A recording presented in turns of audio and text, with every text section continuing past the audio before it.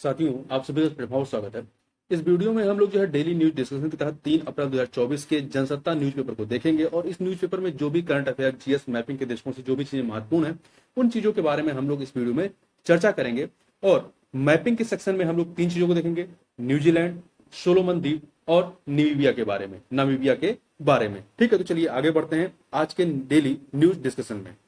यदि हम लोग इसके पहले पेज को देखें तो इसके पहले पेज में जो हमारे लिए महत्वपूर्ण है उन चीजों को देखें तो यहाँ पर एक रिपोर्ट है जिसमें बताया गया है कि भारत एशिया प्रशांत देशों में जो है बुजुर्गों के स्वास्थ्य बीमा के मामले में सबसे जो भारत है वो एशिया प्रशांत देशों में सबसे निचली कतार में है और भारत में 40% जो है वो स्वास्थ्य सेवा से वंचित हैं।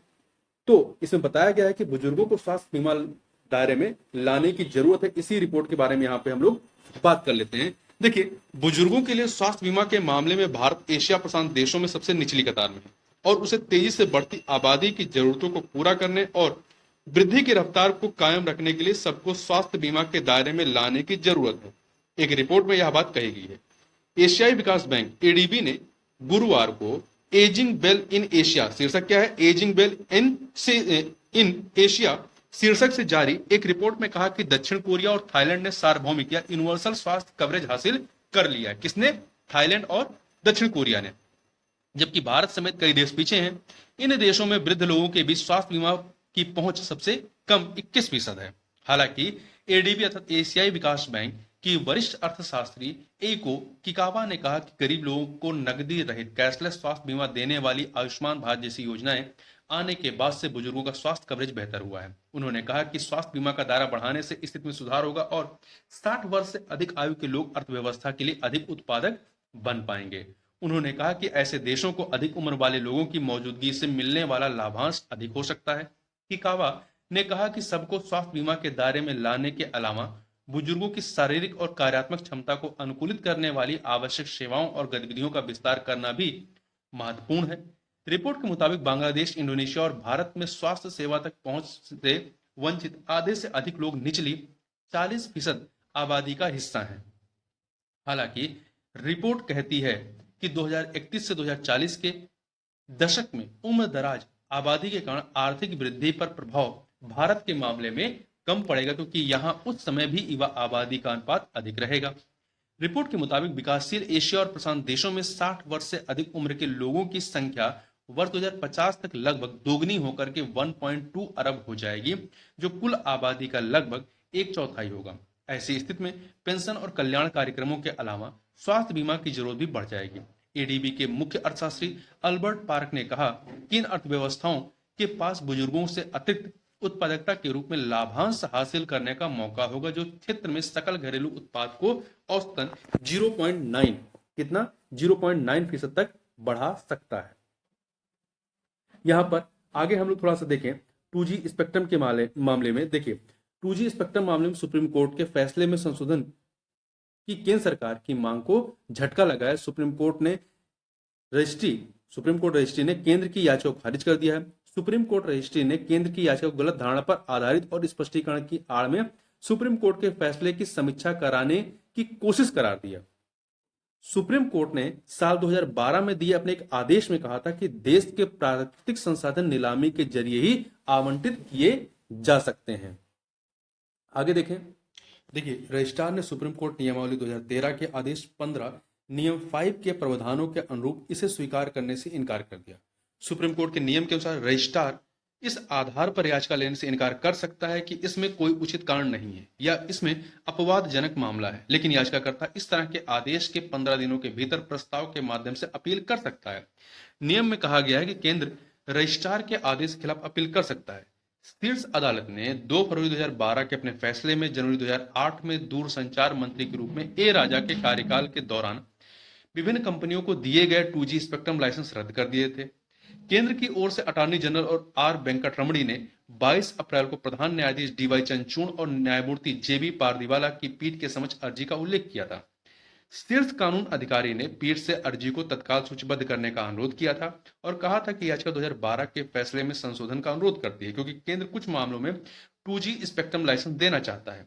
गैर सरकारी संगठन centre for public interest litigation की ओर से पेश अधिवक्ता प्रशांत भूषण ने आवेदन का विरोध किया और कहा कि शीर्ष अदालत ने नीलामी संबंधी अपने फैसले में इस मुद्दे को अच्छी तरह सुलझा दिया था।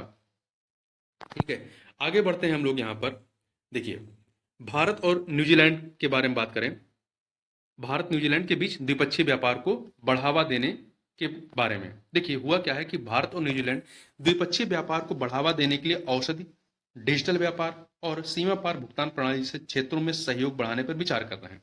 वाणिज्य सचिव सुनील बर्थवाल की हाल में संपन्न न्यूजीलैंड यात्रा के दौरान इन सहयोगों के माध्यम से व्यापार को बढ़ावा देने के मुद्दे पर चर्चा की गई। वर्धवाल जो है वो 26 से 27 अप्रैल को न्यूजीलैंड के दौरे पर गए थे। वाणिज्य मंत्रालय ने कहा कि दोनों अर्थव्यवस्थाओं में द्विपक्षीय व्यापार को और बढ़ावा देने की अपार संभावनाएं हैं। मंत्रालय ने एक बयान में कहा कि यात्रा के दौरान हुई बैठकों में बाजार पहुंच के मुद्दों और आर्थिक सहयोग वाली परियोजनाओं की प्रगति की समीक्षा करने के साथ नई पहलों के लिए अवसर को तलाशा गया। दोनों पक्षों ने मजबूत द्विपक्षीय आर्थिक वार्ता ढांचे की स्थापना तथा प्रमुख व्यापार एवं आर्थिक मुद्दों पर सतत सहयोग को सुविधाजनक बनाने के लिए कृषि, खाद्य प्रसंस्करण, भंडारण तथा परिवहन, वानिकी और औषधि जैसे क्षेत्रों में कार्य समूहों के गठन पर चर्चा की है। विचार विमर्श में कीवी फल, जो कि न्यूजीलैंड में होता है, कीवी फल के साथ दुग्ध क्षेत्र में सहयोग बढ़ाने पर भी चर्चा हुई है। अंगूर, भिंडी और आम जैसे उत्पादों पर स्वच्छता और पादप स्वास्थ्य से संबंधित मुद्दे भी चर्चा में शामिल थे। जैविक उत्पादों में पारस्परिक मान्यता व्यवस्था MRA क्या है? पारस्परिक मान्यता व्यवस्था और वाहनों के लिए तुलनीय घरेलू मानकों की पारस्परिक मान्यता सहित सरलीकृत समरूपता पर भी चर्चा हुई। मंत्रालय ने कहा कि दोनों पक्षों ने रचनात्मक वार्ता और सहयोग के जरिए इन मुद्दों को सुलझाने के लिए अपनी प्रतिबद्धता जताई है। इसके अलावा औषध एवं चिकित्सीय उपकरणों के क्षेत्र में सहयोग पर विस्तार से चर्चा की गई, जिसमें विनियामक प्रक्रियाओं में तेजी लाने और विनिर्माण सुविधाओं के गुणवत्ता मूल्यांकन को अपनाना भी शामिल है। ठीक है, तो इसके पॉइंट को आप जो IR संबंधी जो प्रश्न पूछे जाते हैं वहां पर इस्तेमाल कर सकते हैं। अगला जो है यहाँ पर NPCI अर्थात भारतीय राष्ट्रीय भुगतान निगम ने नामीबिया के साथ समझौता किया। नामीबिया ये एक अफ्रीकन देश है। देखिए, भारतीय राष्ट्रीय भुगतान निगम NPCI की विदेशी शाखा ने नामीबिया के लिए UPI जैसी त्वरित भुगतान प्रणाली विकसित करने के लिए बैंक ऑफ नामीबिया के साथ एक समझौते पर हस्ताक्षर किए हैं। भारत की एकीकृत भुगतान प्रणाली UPI प्रौद्योगिकी और अनुभवों के जरिए नामीबिया को अपने वित्तीय परिवेश तंत्र को आधुनिक बनाने के उद्देश्य यह पहल की गई है। इस समझौते से घरेलू तथा अंतर्राष्ट्रीय भुगतान तंत्र के साथ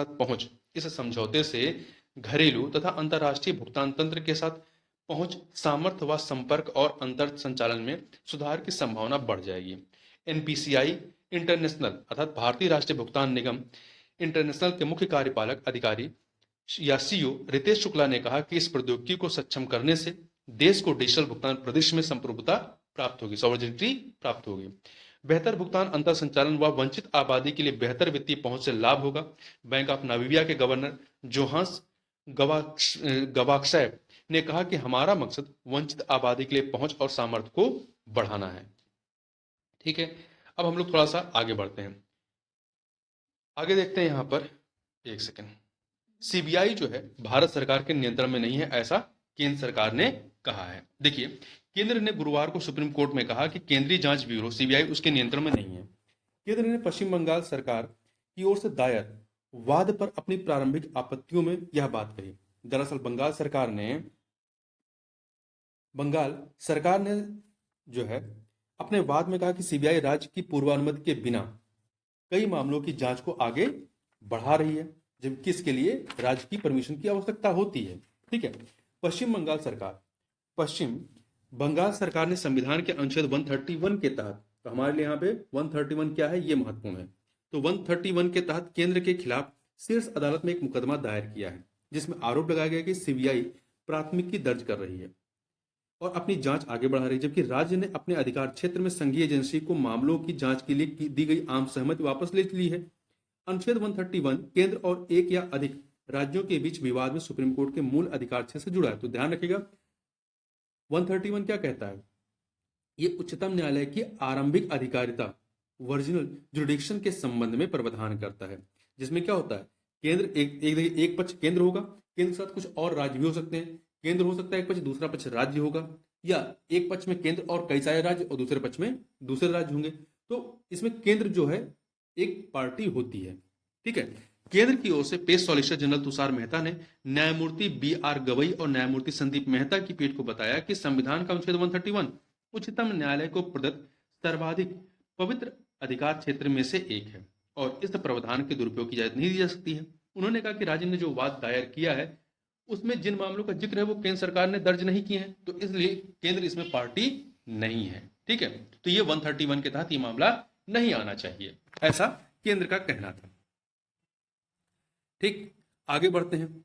आगे हम लोग यहां पर देखते हैं, यहां पर एक सेकेंड, 2G स्पेक्ट्रम हो गया। यहां पर एक न्यूज जो है वो है आपका सोमालिया सोलोमन द्वीप के बारे में, सोमालिया नहीं सोलोमन द्वीप के बारे में है। तो सोलोमन द्वीप के बारे में जो न्यूज है उसको थोड़ा सा देख लेते हैं, क्योंकि जो दिल्ली का संस्करण है, दिल्ली के संस्करण में नहीं दिया गया परंतु लखनऊ के संस्करण में दिया गया है। और वो क्या दिया गया है, देखिए।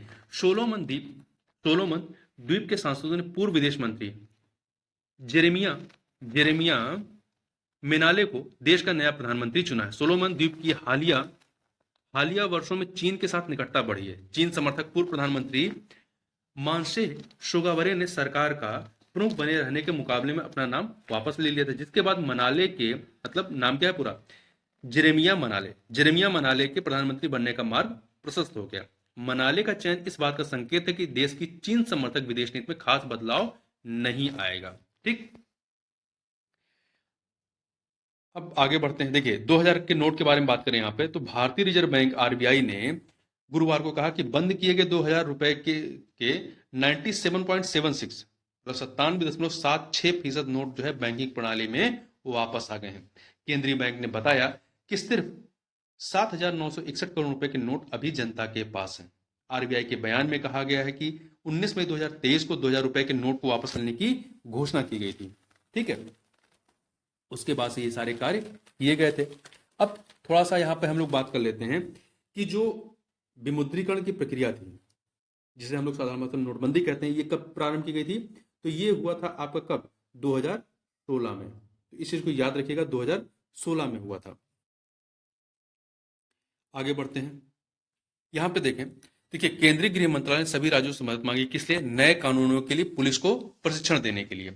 देखिए गृह मंत्रालय ने 1 जुलाई से पूरे भारत में लागू होने वाले 3 नए आपराधिक कानून के प्रभावी कार्यान्वयन के उद्देश्य से पुलिस कर्मियों को प्रशिक्षण दिलाने के लिए सभी राज्यों से मदद मांगी है। तो कब से प्रारंभ होगी, लागू होगी, 1 जुलाई से। देखिए 3 नए आपराधिक कानून भारत में औपनिवेशिक परंपरा से ऐसी न्याय व्यवस्था के बीच संक्रमण का प्रतीक है जिसमें सभी को न्याय तक पहुंच संभव हो सके। सभी राज्यों और केंद्र शासित प्रदेशों को भेजे गए एक संदेश में गृह मंत्रालय ने कहा कि आधुनिक समय और समसामयिक प्रौद्योगिकियों के साथ तालमेल बिठाते हुए कई नए प्रावधानों को नए आपराधिक कानूनों में शामिल किया गया है। नए कानूनी प्रावधानों का लक्ष्य पुलिस एवं न्याय व्यवस्था में सुगमता लाना है। नए कानून भारतीय न्याय संहिता, भारतीय नागरिक सुरक्षा संहिता और भारतीय साक्ष्य अधिनियम है। तो नए कानूनों का नाम याद रखिएगा, भारतीय न्याय संहिता, भारतीय नागरिक सुरक्षा संहिता और भारतीय साक्ष्य अधिनियम। ये कानून क्रमशः औपनिवेशिक युग के भारतीय दंड संहिता, आपराधिक प्रक्रिया संहिता और भारतीय दंड संहिता, आपराधिक प्रक्रिया संहिता और 1872 के भारतीय साक्ष्य अधिनियम की जगह लेंगे। नए कानूनों का उद्देश्य देश के नागरिकों को त्वरित न्याय प्रदान करना तथा न्यायिक एवं अदालत प्रबंधन प्रणाली को मजबूत करना है। गृह मंत्रालय ने अपने पत्र में कहा है कि नए कानून औपनिवेशिक विरासत से ऐसी न्याय प्रणाली की ओर संक्रमण है जो सभी के लिए न्याय तक पहुंच के सिद्धांत पर आधारित है। यह भारत सरकार का प्रयास है कि सभी रैंक के पुलिस और जेल अधिकारियों से संपर्क किया जाए। देश में सकारात्मक और उन्नत बदलावों के बारे में उन्हें अवगत कराया जाएगा, जिससे उन्हें विभिन्न नए प्रावधानों की बुनियादी ज्ञान और समझ मिल सके। इससे उन्हें इनको अर्थात 3 नए कानूनों को विश्वास के साथ सही तरह से लागू करने में मदद मिलेगी। गृह मंत्रालय ने कहा कि वह पुलिस और जेल अधिकारियों को नए कानूनों के बारे में शिक्षित करने का प्रयास कर रहा है। पुलिस अनुसंधान और विकास ब्यूरो ने नए आपराधिक कानूनों पर विभिन्न स्तरों के पुलिस और जेल कर्मियों के लिए प्रशिक्षण मॉड्यूल एवं अन्य विभिन्न प्रशिक्षण कार्यक्रम विकसित किए हैं। गृह मंत्रालय ने कहा कि इन पाठ्यक्रमों को पुलिस और जेल कर्मियों के लिए उपलब्ध कराने के मकसद से एकीकृत सरकारी ऑनलाइन प्रशिक्षण पोर्टल के साथ एकीकरण भी पूरा कर लिया गया है। IGOT सरकारी ऑनलाइन प्रशिक्षण पोर्टल। इन प्रशिक्षण मॉड्यूल को पुलिस अनुसंधान और विकास ब्यूरो द्वारा सभी राज्यों और केंद्र शासित प्रदेशों के साथ साझा किया गया है, जिससे वे अपने पुलिस प्रशिक्षण संस्थानों में प्रशिक्षण कार्यक्रम आयोजित करने में सक्षम हो गए हैं। गृह मंत्रालय ने कहा कि नए कानूनों के बारे में हमारे पुलिस और जेल अधिकारियों सभी रैंकों के पदानुक्रमित सीढ़ी में अंतिम व्यक्ति तक पहुंच का लक्ष्य है को तो पुलिस और जेल अधिकारियों को शिक्षित करने की कवायद को और बढ़ाने और मजबूत करने के लिए हम इस प्रयास में आपकी सक्रिय भागीदारी चाहते हैं। हम आपसे अनुरोध करते हैं कि आप अपने राज्यों एवं केंद्र शासित प्रदेशों में सभी पुलिस एवं जेल कर्मियों को व्यापक प्रशिक्षण देने के लिए समुचित प्रबंध करें ताकि कोई व्यक्ति पीछे छूट ना जाए। ठीक है, यहां बात कर लेते हैं C-295 विमान से होगा वायुसेना की युद्धक क्षमता में इजाफा। देखिए, जम्मू कश्मीर में वास्तविक नियंत्रण रेखा LAC पर लाइन ऑफ एक्चुअल कंट्रोल पर भारत और चीन की सेनाओं के बीच करीब 4 साल से जारी विवाद के बीच जल्द ही भारतीय वायुसेना की युद्धक क्षमता में इजाफा देखने को मिलेगा। क्यों? क्योंकि मई के पहले सप्ताह में स्पेन से वायुसेना को दूसरा C-295 परिवहन विमान सौंपा जाएगा। तो ध्यान रखिएगा, जो ये C-295 परिवहन विमान है, किससे भारत खरीद रहा है? तो स्पेन से खरीद रहा है। ये महत्वपूर्ण है। विमान निर्माता कंपनी एयरबस द्वारा, तो एयरबस कहाँ की है? स्पेन की, द्वारा तय समय सीमा के भीतर वायुसेना को यह डिलीवरी की जा रही है। वायुसेना के उच्च पदस्थ सूत्रों ने बताया कि बल को पहला चूंकि दूसरा मई में मिलेगा, तो पहला कब मिला था? पहला विमान एयरबस द्वारा पिछले साल सितंबर 2023 को सौंपा गया था और अब दूसरे विमान को भी निर्धारित समय सीमा के भीतर वायुसेना के बेड़े में शामिल कर लिया जाएगा। देखिए, MS Airbus defence and space के साथ किए गए हस्ताक्षरित अनुबंध के हिसाब से वायुसेना के 44 पायलटों और 8 लोड मास्टर को स्पेन में कंपनी के परिसर में C-295 के परिचालन के लिए प्रशिक्षित किया जाएगा। इसके साथ ही भारत के आगरा शहर में प्रशिक्षण से जुड़े फुल मोशन सिमुलेटर के चालू होने के बाद प्रशिक्षण से जुड़ी सभी गतिविधियों को क्रमबद्ध तरीके से भारतीय वायुसेना द्वारा स्वदेश में ही क्रियान्वित किया जाएगा। ठीक, आगे यहाँ पर राजस्थान सरकार के बारे में, जो वहाँ पे बाल विवाह था उसके बारे में, राजस्थान सरकार सुनिश्चित करेगी कि प्रदेश में कोई बाल विवाह नहीं हो। राजस्थान में अक्षय तृतीया से पहले हाई कोर्ट ने राज्य सरकार से यह सुनिश्चित करने का निर्देश दिया है कि राज्य में कोई बाल विवाह नहीं हो। इसके साथ ही अदालत ने कहा कि बाल विवाह होने पर सरपंच और पंच की जिम्मेदार ठहराया जाएगा। बाल विवाह की कई घटनाएं मुख्य रूप से अक्षय तृतीया को पर होती हैं। अक्षय तृतीया इस बार 10 मई को है। हाई कोर्ट की खंडपीठ ने बाल विवाह को रोकने के लिए हस्तक्षेप की मांग वाली जनहित याचिका पर सुनवाई करते हुए बुधवार को अपने आदेश में कहा कि बाल विवाह निषेध अधिनियम 2006, तो ये अधिनियम याद रखिए कब का है, बाल विवाह निषेध अधिनियम 2006 लागू होने के बावजूद राज्य में बाल विवाह अभी भी हो रहे हैं। अदालत ने कहा कि हालांकि अधिकारियों के प्रयासों के कारण बाल विवाह की संख्या में कमी आई है, लेकिन अब भी बहुत कुछ करने की जरूरत है। याचिकाकर्ताओं के वकील RP सिंह ने कहा कि अदालत को एक सूची भी उपलब्ध कराई गई जिसमें बाल विवाह उनकी निर्धारित तिथियों का विवरण था। खंडपीठ ने कहा कि राजस्थान पंचायती राज अधिनियम 1996 के अनुसार बाल विवाह को प्रतिबंधित करने का कर्तव्य सरपंच पर डाला गया है। इस प्रकार एक अंतरिम उपाय के रूप में हम राज्य को निर्देश देंगे कि वह राज्य में होने वाले बाल विवाह को रोकने के लिए की गई जांच के संबंध में रिपोर्ट मांगे और उस सूची पर भी पैनी नजर रखे जो जनहित याचिका के साथ संलग्न है। तो इसको याद रखिएगा। यहाँ पे 2 आर्टिकल महत्वपूर्ण है, एक विशेष रूप से बाल विवाह निषेध अधिनियम 2006 और दूसरा है राजस्थान पंचायती राज नियम 1996 के तहत बाल विवाह को प्रतिबंधित करने का कर्तव्य किस पे है? सरपंच पे डाला गया है। ठीक है, आगे हम लोग देखें, यहाँ पर थोड़ा पीछे चलें तो संपादकीय वाला जो पेज है, संपादकीय वाले पेज पे यहाँ पर देखेंगे तो एक कोटेशन जो दिया गया है अल्बर्ट आइंस्टाइन का, महत्वपूर्ण है। कहा गया है इनके द्वारा कि भय से शांति नहीं लाई जा सकती। शांति तो तब आती है जब हम आपसी विश्वास के लिए ईमानदारी से कोशिश करें। तो महत्वपूर्ण ये कोटेशन है। इसके अतिरिक्त यहाँ पे जो लेख दिया गया है वो है ज्योति सिडाना का, जिसमें अवसाद का पसरता संजाल के बारे में बात की। अवसाद के बारे में कि अवसाद क्या होता है, कैसे फैलता है, इससे निपटने के तरीके क्या हैं, इन चीज़ों के बारे में इसमें दिया गया है। काफ़ी महत्वपूर्ण है, इससे आपको बहुत सारी चीज़ें जानने को मिलेगा। इसमें बताया गया कि अवसाद किसी व्यक्तिगत समस्या नहीं, बल्कि ये ऐसे माना जाता है कि अवसादग्रस्त ये व्यक्तिगत समस्या, पर ये केवल व्यक्तिगत नहीं है, ये सामूहिक और सामाजिक समस्या भी है, बल्कि यह परिवार या समूह भी इसकी चपेट में है, जिन्हें लगता है कि मृत्यु ही इस स्थिति से बचने का एकमात्र हल है। इसलिए इस विषय पर बात करना जरूरी होगा। कभी आपने देखा होगा, कई बार न्यूज आती है कि एक ही परिवार के सारे लोग सुसाइड करके मर जाते हैं। ठीक है, तो इस तरह की घटना है, मतलब क्या है कि पूरा परिवार वहां पे अवसादग्रस्त है। तो इस पे ये आर्टिकल दिया गया है, महत्वपूर्ण है। आगे बढ़ते हैं हम लोग। यहाँ पे हम लोग सक्सगाम घाटी के बारे में याद रखिएगा। सक्सगाम घाटी अगर पूछा जाएगा तो पता होना चाहिए है कहाँ पे। ठीक है, देखिए, भारत ने जमीन पर स्थिति को बदलने के अवैध प्रयास के तहत सक्सगाम घाटी में निर्माण गतिविधियों को अंजाम देने को लेकर के चीन के समक्ष कड़ा विरोध दर्ज कराया है। विदेश मंत्रालय के प्रवक्ता रणधीर जायसवाल ने गुरुवार को कहा कि सक्सकाम घाटी भारत का हिस्सा है और नई दिल्ली ने 1963 के तथाकथित चीन पाकिस्तान सीमा समझौते को कभी स्वीकार नहीं किया। चूंकि देखिए ये पीओके में आता है, पीओके के तहत ये है, और 1963 में जो है चीन पाकिस्तान सीमा समझौते के तहत चीन ने ये हिस्सा जो है पाकिस्तान ने ये हिस्सा चीन को दे दिया था। तो भारत ने कहा ये समझौता हमने कभी स्वीकार नहीं किया है, जिसके माध्यम से इस्लामाबाद ने गैर कानूनी रूप से इस क्षेत्र को बीजिंग को सौंपने का प्रयास किया था। जायसवाल ने अपने साप्ताहिक प्रेस वार्ता में कहा कि हमने लगातार इसके प्रति अपनी अस्वीकृति व्यक्त की है। हमने जमीनी स्तर पर तथ्यों को बदलने के अवैध प्रयासों के खिलाफ चीनी पक्ष के समक्ष अपना विरोध दर्ज कराया है। उन्होंने कहा कि हम अपने हितों की रक्षा के लिए आवश्यक कदम उठाने का अधिकार सुरक्षित रखते हैं। सक्सगाम घाटी रणनीतिक रूप से महत्वपूर्ण क्षेत्र है जो पाकिस्तान के कब्जे वाले कश्मीर या पीओके का हिस्सा है। ठीक है, पाक ऑक्युपाइड कश्मीर का हिस्सा है। तो ध्यान रखिएगा, सक्सकाम घाटी जो है कब चाइना पाकिस्तान के द्वारा चीन को दिया गया, 1963 के समझौते के द्वारा। आगे बढ़ते हैं। यहाँ पर है धार्मिक स्वतंत्रता पर अमेरिकी रपट जो है, अमेरिकी रपट भारत के खिलाफ दुष्प्रचार करता है। देखिए, भारत ने गुरुवार को अंतर्राष्ट्रीय धार्मिक स्वतंत्रता संबंधी अमेरिकी आयोग जिसको शॉर्ट में हम लोग क्या कह सकते हैं, इसे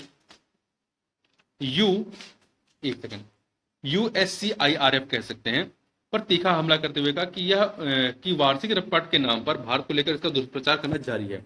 इसके साथ ही भारत ने अपनी चुनावी प्रक्रिया में हस्तक्षेप करने की कोशिश करने के लिए भी इसकी आलोचना की। धार्मिक स्वतंत्रता के कथित उल्लंघन को लेकर भारत की आलोचना करने वाली USCIRF रिपोर्ट पर असामान्य रूप से तीखी प्रतिक्रिया व्यक्त करते हुए विदेश मंत्रालय के प्रवक्ता रणधीर जायसवाल ने कहा कि उसे राजनीतिक एजेंडे वाले पक्षपाती संगठन के रूप में जाना जाता है। जायसवाल ने कहा कि अंतर्राष्ट्रीय धार्मिक स्वतंत्रता पर अमेरिकी आयोग को राजनीतिक एजेंडे वाले पक्षपाती संगठन के रूप में जाना जाता है। उसने वार्षिक रिपोर्ट के नाम पर भारत के संबंध में अपने दुष्प्रचार का प्रकाशन जारी रखा है। उन्होंने कहा कि हमें यह उम्मीद नहीं है कि USCIRF भारत के विविधतापूर्ण, बहुलवादी और लोकतांत्रिक लोकाचार को समझने की कोशिश भी करेगा। जायसवाल ने अपनी साप्ताहिक मीडिया ब्रीफिंग में कहा कि दुनिया की सबसे बड़ी चुनावी प्रक्रिया में हस्तक्षेप करने की उनकी कोशिश कभी सफल नहीं होगी। अपनी नई वार्षिक रिपोर्ट में USCIRF ने धार्मिक स्वतंत्रता के कथित उल्लंघन के साथ ही कुछ अन्य मुद्दों पर भारत की आलोचना की है। USCIRF ने धार्मिक स्वतंत्रता के कथित उल्लंघन के मद्देनजर भारत को विशेष चिंता वाला देश घोषित करने के लिए अमेरिकी विदेश विभाग को फिर से सिफारिश की है। तो थोड़ा सा बात करते हैं अंतर्राष्ट्रीय धार्मिक स्वतंत्रता पर अमेरिकी आयोग USCIRF के बारे में। तो यह देखिए, यह 1998 कब बना है, ये एक सेकेंड, ये जो है 1998 अंतर्राष्ट्रीय धार्मिक स्वतंत्रता अधिनियम IRFA द्वारा बनाई गई एक स्वतंत्र द्विदलीय संघीय सरकार इकाई है। ठीक है, संघीय सरकार की इकाई है। इसका कार्य क्या है? इसका कार्य अंतर्राष्ट्रीय स्तर पर धार्मिक स्वतंत्रता के उल्लंघन के तथ्यों और परिस्थितियों की समीक्षा करना और इसके संबंध में जो है अनुशंसाएं करना सरकार से, वहां की सरकार से। ठीक है, अब आगे बढ़ते थोड़ा सा, यहां बात करते हैं। बाइडेन ने भारत, चीन, रूस, जापान पर विदेशियों से द्वेष रखने का आरोप लगाया और एक शब्द का इस्तेमाल किया है, जेनोफोबिया। तो आप ये शब्द याद रखिएगा, जेनोफोबिया क्या होता है? जेनोफोबिया होता है जब किसी विदेशी या प्रवासी से एक द्वेष रखना या उसके प्रति घृणा रखना या उसे पसंद ना करना, इस तरह की चीजों को लेकर के जेनोफोबिया शब्द का इस्तेमाल किया जाता है, जिसका इस्तेमाल बाइडेन ने किया है। अमेरिकी राष्ट्रपति जो बाइडेन ने कहा कि क्वाड के दो साझेदार भारत और जापान, देखिए जो क्वाड 4 देशों का एक संगठन है, रणनीतिक समूह है, जिसमें भारत है, जापान है, ऑस्ट्रेलिया और अमेरिका है। तो दो साझेदार भारत और जापान तथा अमेरिका के 2 प्रतिद्वंदी रूस और चीन विदेशियों से द्वेष रखते हैं। इसी के लिए उन्होंने जेनोफोबिया शब्द का इस्तेमाल किया है। उन्होंने कहा कि अमेरिका की तरह इनमें से कोई देश अप्रवासियों का स्वागत नहीं करता। बाइडेन ने चुनाव के लिए चंदा एकत्र करने के आयोजित एक कार्यक्रम में समर्थकों को संबोधित करते हुए कहा कि यह चुनाव आजादी, अमेरिका और लोकतंत्र के बारे में, इसलिए मुझे आपकी सख्त जरूरत है। आप जानते हैं कि हमारी अर्थव्यवस्था बढ़ने का एक कारण आपकी और कई अन्य लोगों की वजह से। क्योंकि हम अप्रवासियों का स्वागत करते हैं। डेमोक्रेटिक पार्टी की ओर से राष्ट्रपति पद के संभावित उम्मीदवार बाइडेन ने कहा कि इसके बारे में सोचें। चीन आर्थिक रूप से इतनी बुरी तरह ठहर सा क्यों रहा है? जापान को क्यों परेशानी हो रही है? रूस क्यों है? भारत क्यों है? क्योंकि वो विदेशियों से द्वेष है, उन्हें विदेशियों से द्वेष है, वे अप्रवासियों को नहीं चाहते। राष्ट्रपति ने कहा कि अप्रवासी ही हमें मजबूत बनाते हैं। कोई मजाक नहीं है, यह अतिशयोक्ति नहीं है, क्योंकि हमारे पास ऐसे कार्यकर्ताओं की आमद है जो यहाँ रहना चाहते हैं और योगदान देना चाहते हैं। भारत और जापान क्वाड के सदस्य हैं। इस 4 सदस्यीय रणनीतिक समूह में अमेरिका और ऑस्ट्रेलिया भी शामिल है। ठीक है, तो इस चीज को यहाँ पे याद रखिएगा, जेनोफोबिया शब्द को। तो इस प्रकार से यहाँ पे चीजें हुई। अब हम लोग आगे बढ़ते हैं, यहाँ पे हम लोग खेल वाले पेज पे चलते हैं। एक सेकेंड, खेल वाले पृष्ठ पे आते हैं, सबसे लास्ट वाले में। एक सेकेंड, खेल का पृष्ठ कहाँ गया? यहाँ पर हम लोग खेल वाले में जो है थॉमस और उबेर कप के बारे में बात करें, जिसमें भारत की हार हुई है। थॉमस और उबेर कप, ध्यान रखिएगा, ये बैडमिंटन संबंधित खेल है। थॉमस और उबेर कप बैडमिंटन संबंधित। थॉमस जो है पुरुषों का बैडमिंटन खेल है और उबेर कप जो है वो महिलाओं संबंधित है, तो इसको ध्यान रखिएगा। तो गत चैंपियन भारत अपने खिताब का बचाव करने में नाकाम रहा, जब पुरुष टीम को गुरुवार को यहाँ थॉमस का बैडमिंटन के क्वार्टर फाइनल में चीन के खिलाफ हार मिली। तो थॉमस कप में जो है भारत चीन से हारा, जबकि उबेर कप जो महिलाओं वाला है इसमें भारत जो है जापान से हारा है। तो इतनी चीज ही बस यहाँ पर याद रखिएगा। ठीक है, अब हम यहाँ पे एक चीज और याद रखिएगा कि जो भारतीय हॉकी टीम है, महिला हॉकी टीम, उसकी जो नई कप्तान बनाई गई है वो पहले सविता जी थी। अब सविता पुनिया की जगह पे मिडफील्डर सलीमा टेटे को बनाया गया है। ठीक है, जो सविता पुनिया थी वो गोलकीपर थी। अब हम लोग मैपिंग वाले सेक्शन में चलते हैं। तो मैपिंग सेक्शन में सबसे पहले हम लोग जो है न्यूजीलैंड के बारे में बात कर लेते हैं, क्योंकि भारत और न्यूजीलैंड के संबंधों की चर्चा पीछे हम लोग कर चुके हैं। देखिए, न्यूजीलैंड की राजधानी क्या है? वेलिंगटन। न्यूजीलैंड के बारे में बात करें तो यह ऑस्ट्रेलिया महाद्वीप का दूसरा सबसे बड़ा देश है। पहला ऑस्ट्रेलिया है। जो बड़े द्वीप उत्तरी तथा दक्षिणी द्वीप, जो बड़े द्वीप उत्तरी तथा दक्षिणी द्वीप, ये दो द्वीप हैं, उत्तरी तथा दक्षिणी द्वीप से मिलकर बना है। इन दो द्वीपों के मध्य में जो है एक जलसंधि है। इस जलसंधि को क्या कहते हैं? कुक जलसंधि कहते हैं। ये उत्तरी और दक्षिणी जो द्वीप है इनको अलग करता है। यह देश तस्मान सागर, इधर तस्मान सागर, तस्मान सागर द्वारा ऑस्ट्रेलिया से अलग होता है। ठीक है, इसके अतिरिक्त यह अमेरिका के अपेक्षा ऑस्ट्रेलिया की अपेक्षा अधिक घना वर्षा देश है, जिसे दक्षिण का ब्रिटेन कहा जाता है। यहाँ की जलवायु शीतोष्ण है और यहाँ अधिक वर्षा दक्षिणी द्वीप पर होती है। दक्षिणी द्वीप मतलब ये नीचे वाले का। ठीक है, इस देश की अधिकांश जनसंख्या ब्रिटिश प्रवासियों की है। यहाँ के मूल निवासियों को माओरी का क्या कहते हैं? माओरी कहते हैं। और माओरी लोग यूरोपियन को पकेहा कहते हैं। क्या कहते हैं? पकेहा कहते हैं। पकेहा जिसका अर्थ होता है शोषण करने वाला। इस देश का सबसे बड़ा द्वीप दक्षिणी द्वीप है। इस देश का जो सबसे बड़ा द्वीप है वो आपका ये जो दक्षिणी द्वीप है सबसे बड़ा है, सबसे बड़ा दक्षिणी द्वीप है। जहां न्यूजीलैंड की सबसे लंबी श्रेणी दक्षिणी आल्प्स पर्वत जो है वो आपका दक्षिणी द्वीप पर स्थित है। इसकी सबसे ऊंची चोटी क्या है? माउंट कुक है। इस श्रेणी के पूर्वी भाग में जलोढ़ मिट्टी से निर्मित केंटबरी या केंटबरी का मैदान फैला है। इसी मैदान में दक्षिणी द्वीप का सर्वाधिक जनसंख्या वाला नगर क्राइस्ट चर्च भी जो है आपका स्थित है। क्राइस्ट चर्च आपका यहां पर देखिए, ये जो दिख रहा है यहां पर क्राइस्ट चर्च स्थित है।